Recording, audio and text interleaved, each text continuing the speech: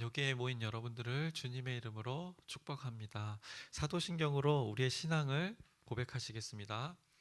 전능하사 천지를 만드신 하나님 아버지를 내가 믿사오며 그 외아들 우리 주 예수 그리스도를 믿사오니 이는 성령으로 잉태하사 동정녀 마리아에게 나시고 본디오 빌라도에게 고난을 받으사 십자가에 못 박혀 죽으시고 장사한 지 사흘 만에 죽은 자 가운데서 다시 살아나시며 하늘에 오르사 전능하신 하나님 우편에 앉아 계시다가 저희로서 산 자와 죽은 자를 심판하러 오시리라.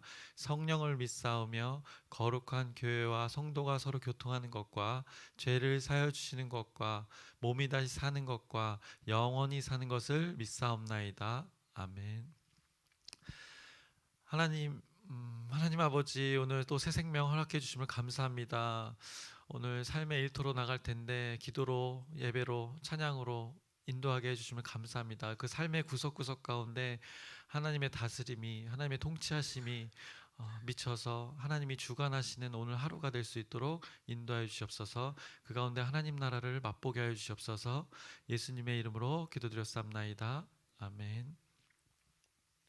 함께 찬송가 438장 찬양하시겠습니다.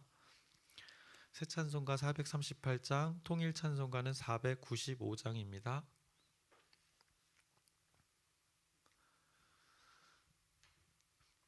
내 영혼이 은총 입어 중한 죄짐 벗고 보니 슬픔 많은 이 세상도 천국으로 화하도다. 할렐루야 찬양하세. 내 모든 죄 사함 받고 주 예수와 동행하니 그 어디나 하늘나라 주의 얼굴 뵙기 전에 멀리 뵈던 하늘나라 내 맘속에 이뤄지니 날로 날로 가깝도다. 할렐루야 찬양하세. 내 모든 죄 사함 받고 주 예수와 동행하니 그 어디나 하늘나라 높은 산이 거친 들이 초막이나 궁궐이나 내 주 예수 모신 곳이 그 어디나 하늘나라 할렐루야 찬양하세. 내 모든 죄 사함 받고 주 예수와 동행하니 그 어디나 하늘나라. 아멘. 오늘 함께 나누실 말씀은 민수기 34장입니다. 민수기 34장 1절부터 15절까지 함께 교독하시겠습니다. 1절부터 15절까지입니다. 제가 먼저 읽겠습니다. 여호와께서 모세에게 말씀하여 이르시되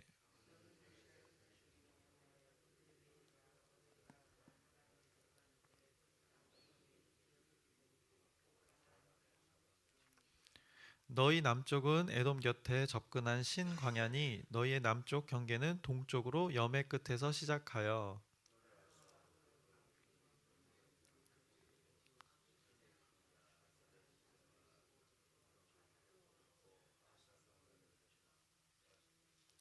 아스몬에서 돌아서 애굽 시내를 지나 바다까지 이르느니라.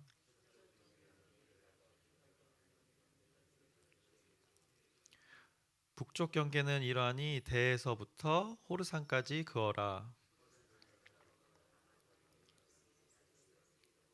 그 경계가 또 시브론을 지나 하사레난에 이르나니 이는 너희의 북쪽 경계니라.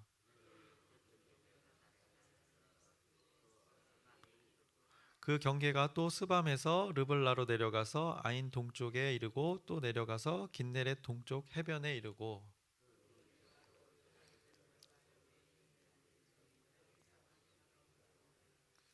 모세가 이스라엘 자손에게 명령하여 이르되 이는 너희가 제비 뽑아 받을 땅이라 여호와께서 이것을 아홉 지파 반쪽에게 주라고 명령하셨나니.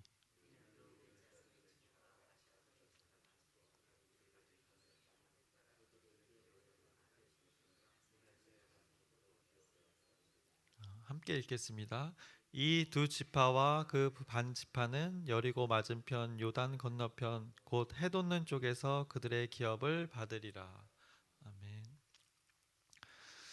이제 오늘은 34장의 말씀을 나눌 텐데요. 어제는 이제 이스라엘 백성들이 걸어왔던 장소들을 하나하나 언급하면서 이스라엘 백성들을 향한 그 하나님의 신실한 인도하심을 돌아보면서 기억할 수 있었습니다. 그리고 그들이 가나안 땅에 들어가서 이제 구별되어야 함을 강조하시면서 33장이 마무리되었습니다.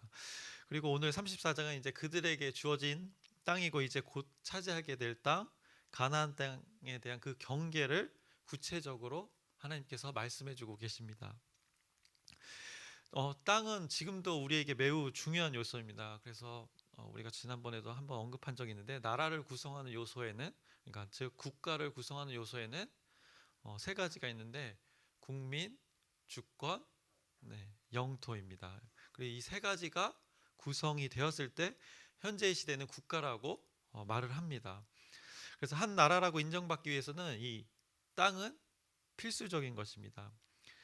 실제 현재 이스라엘의 그 국가를 보시면 압니다. 이 팔레스타인 지역에 유대인들이 거주했었습니다.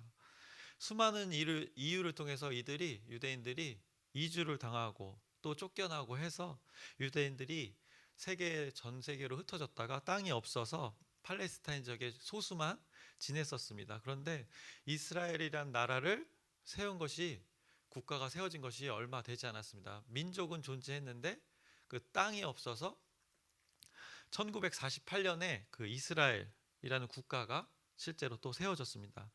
그리고 그 나라가 세워져서 이제 그 민족들이 그쪽으로 다시 땅이 생기니까 그쪽으로 모이기 시작하게 된 것이고요. 그래서 우여곡절 끝에 여러 환경들 요소들이 있었지만 그 우여곡절 끝에 그 이스라엘이라는 나라가 또 실제로 형성이 되었습니다.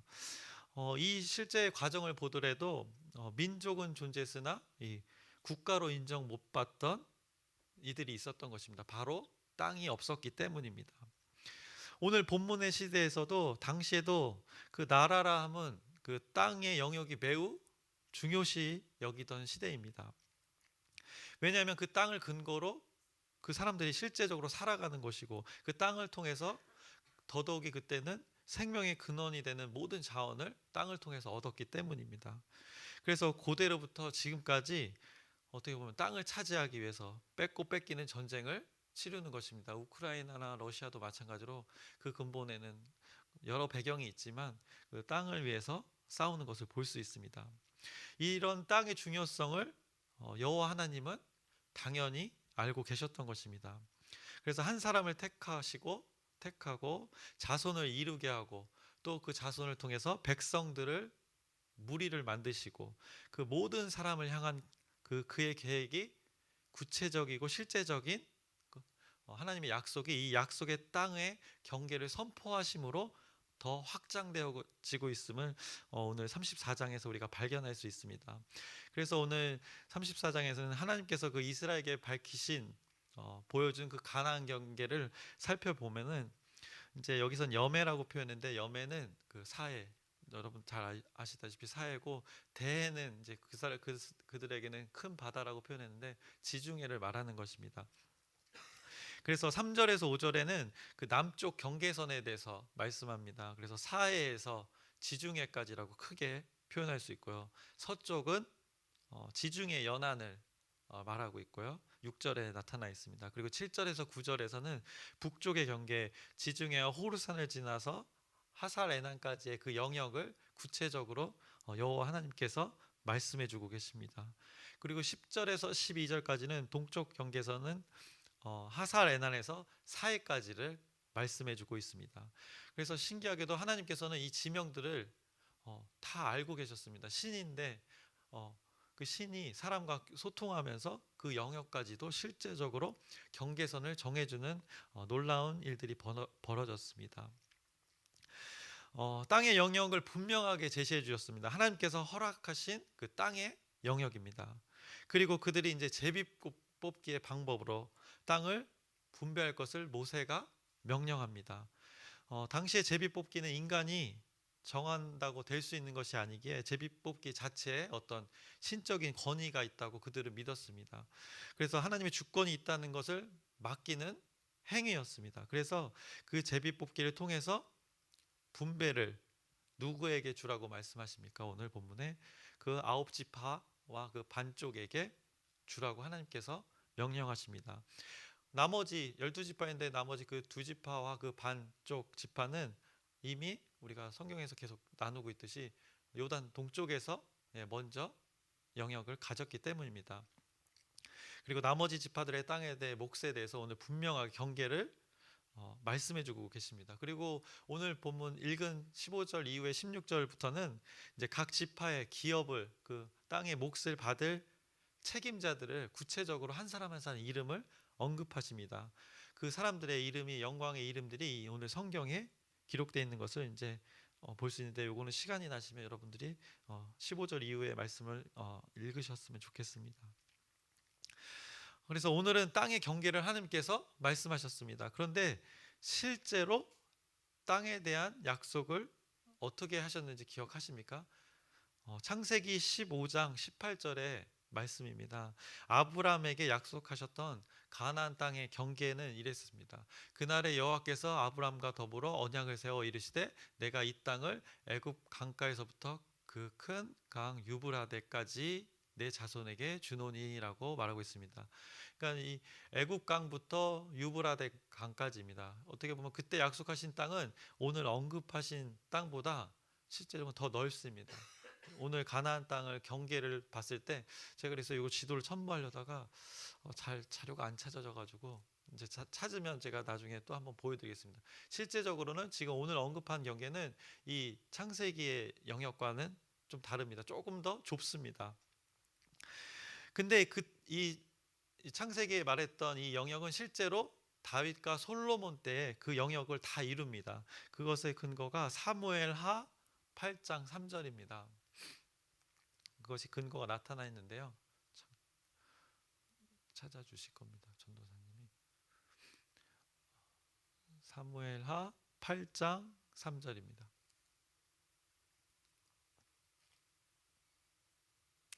제가 찾아볼까요? 네. 르홉의 아들 소바왕 하다에살이 자기 권세를 회복하려고 유브라데 강으로 갈 때에 다윗이 그를 쳐서, 그러니까 다른 왕이 자기의 땅을 원래 땅을 차지하려고 했어요. 근데 다윗이 그 왕을 물리쳤다고 기록합니다. 그 유브라데 강 근처에서 다른 왕이 쳐들어올 때 다윗이 물리쳤다고 기록합니다. 다윗이 그 땅을 차지하고 있었다는 근거입니다. 그리고 역대하 9장 26절의 말씀입니다. 솔로몬이 유브라데 강에서부터 블레셋 땅과 애굽 지경까지의 모든 왕을 다스렸으며 창세기에 선포했던 그 약속했던 땅의 영역을 실제로 다윗과 솔로몬 때에 이렇게 차지하고 이루고 있음을 확인할 수 있습니다. 그런데 오늘 본문의 경계는 사실 그렇지가 않습니다. 근데 우리는 성경을 이렇게 현재 입장에서 통으로 볼 수 있지 않습니까? 그래서 왜 이렇게 다른지를 신명기에서 그 이유를 확인할 수 있습니다. 신명기 7장 22절의 말씀입니다. 내 하나님 여호와께서 이 민족들을 내 앞에서 조금씩 쫓아내시리니 너는 그들을 급히 멸하지 말라. 들짐승이 번성하여 너를 해할까 하노라. 이 민족들 앞에서 이 땅을 점진적으로 넓혀갈 것을 하나님께서 말씀하신 것입니다. 결론부터 말씀드리자면 그들의 경계가 왜 아브라함에게 말씀하셨던 땅과 경계가 다른가 말씀드리면, 현재 이스라엘에게 필요한 땅만을 허락하신 것입니다. 그리고 점진적으로 그들의 영역을 넓혀갈 것을 하나님께서 계획하신 것입니다. 무리한 그 영토 확장과 그들이 감당하지 못할 영역을 주신 것이 아니라 그들에게 필요하고 감당할 만한 경계의 땅을 주신 것입니다. 그리고 점진적으로 이제 하나님이 허락하신 땅에서 땅을 확장해 가라고 하나님의 그 계획을 말씀해 주시는 것입니다. 그래서 우리가 실제적이고 구체적인 오늘 본문의 말씀을 바탕으로 땅의 경계의 의미를 확인하고 있는데요. 그들에게 정해준 영역이 하나님의 통치가 있는 영역이라는 것입니다. 그들에게 허락한 다스림의 영역이라는 것을 구별하여 이 영역이 하나님이 내가 너희를 다스리는 영역이라고 분명하게 말씀하시면서 내가 너희를 다스린다는 것을 다시 한번 인지시키는 것입니다. 하나님은 사실 온 우주를 다스리는 주관자이십니다. 그런데 이 온 우주를 그들에게 준 듯 그들이 감당할 수 있겠습니까? 온 지구를 다 준다고 해도 그들은 아마 감당 못할 것입니다. 그렇기 때문에 그들의 형편과 수준과 그들의 때를 아시고 감당할 영역만을 그들에게 지금 허락하신 것입니다. 그리고 우리가 또 발견해야 할 것은 그들에게 실제적인 그 삶의 땅을 허락하시면서 그 땅을 기반으로 그 하나님의 다스림이 있다는 것을 실제로 보여주는 것입니다. 그 아브라함에게 약속했던 그 땅 가운데 그 약속이 실제로 이제 눈에 보이는 땅을 실제로 보여주시면서 그곳에서 경계까지도 정해주시면서 하나님이 뜬구름 잡는 이야기를 하는 것이 아니라 어떤 유토피아를 말하는 것이 아니라 그들에게 실제로 보여주고 계시는 것입니다. 마치 예수님께서 죽으시고 부활하신 것을 실제로 몸소 보여주셨습니다. 그래서 그 제자들이 그 부활을 보고 우리도 부활하는 것이라는 것을 실제로 경험했기 때문에 마치 이런 것과 같이 나를 믿는 자는 죽어도 살겠고 무릇 살아서 나를 믿는 자는 영원히 죽지 아니하리라 하는 이런 것처럼, 이 말씀처럼 실제로 그것을 경험하게 되는 것입니다. 그래서 이스라엘 백성들이 그 받게 될 땅의 영역을 오늘 확인했던 것입니다. 그러면 여러분은 그들의 그 축복의 땅에서 누리게 될 모습을 보게 됩니다. 지금 그러면서 혹시 대리 만족을 경험하고 계십니까?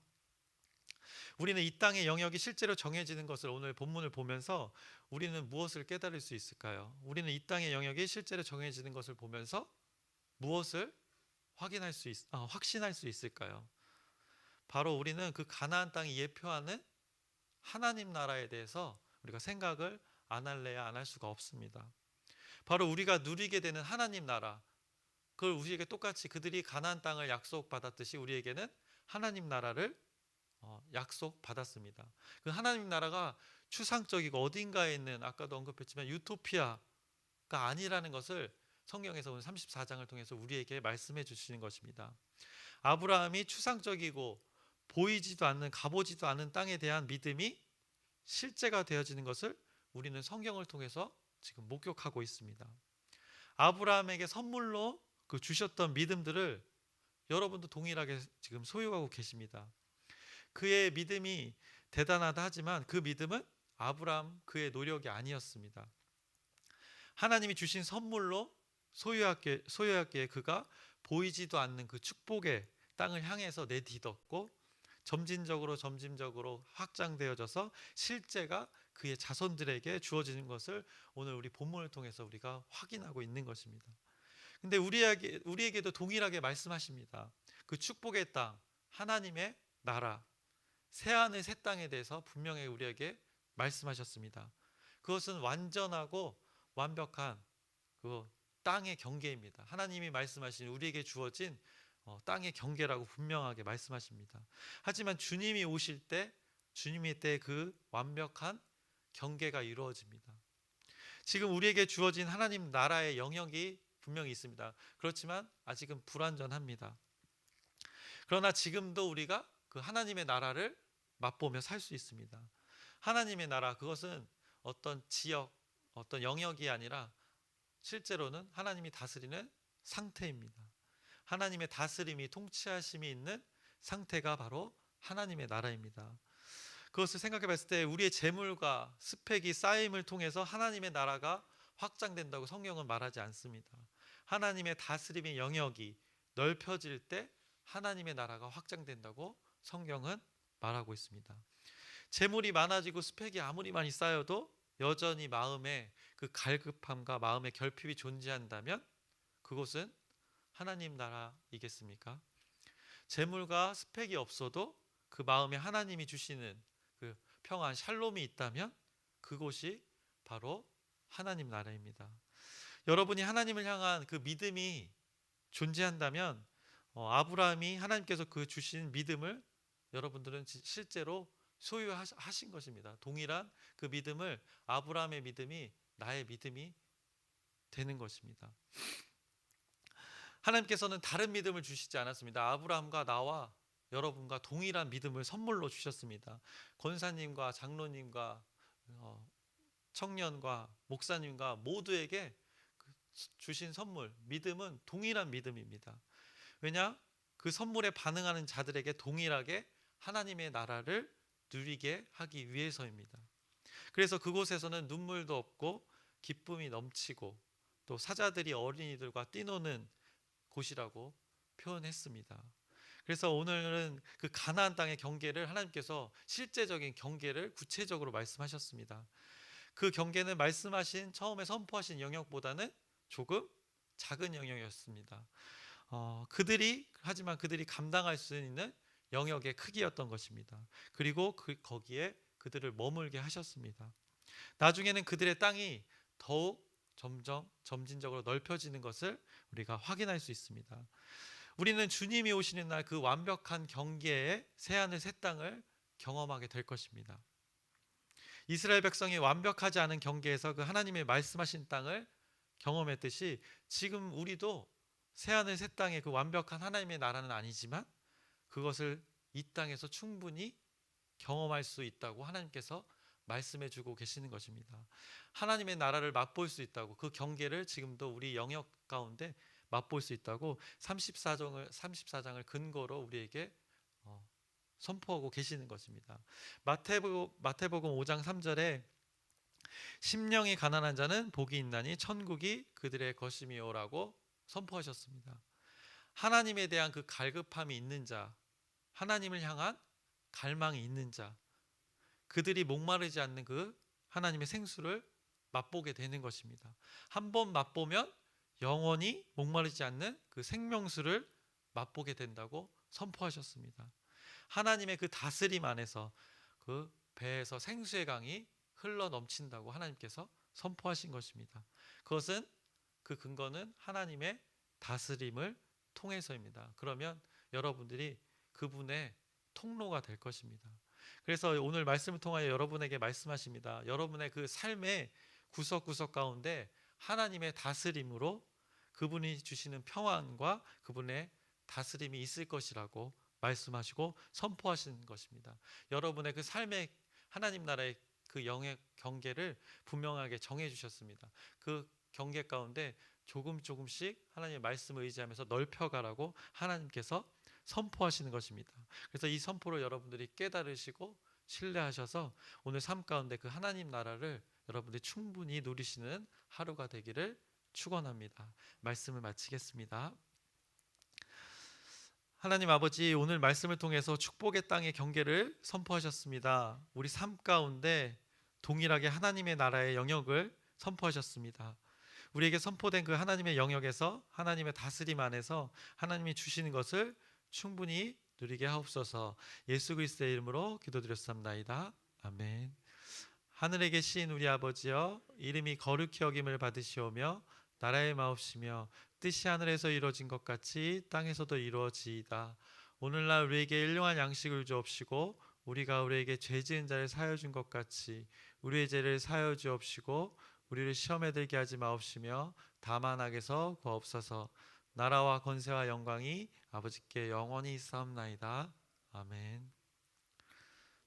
오늘 기도 제목 짧게 나눌 텐데요. 첫 번째로 우리 새생명 축제를 위해서 기도 부탁드립니다. 귀한 영혼이 하나님께로 돌아오는 귀한 시간이 되게 해달라고 여러분의 기도 부탁드립니다. 또 계속해서 우리가 하는 기도입니다. 아픈 자들을 위해서, 그리고 떨어져 지내는 가족들을 위해서 기도 부탁드립니다. 그리고 마지막으로 공동체 구성원들을 위해서 기도했으면 좋겠습니다. 생각나시는 그 지체들을 위해서, 주님 안에서 한 몸 된 그 지체들을 위해서 여러분의 기도를 통해서 영육간에 강건하도록 기도 부탁드립니다. 주님의 이름을 크게 한번 부르짖고 함께 기도하시겠습니다. 주여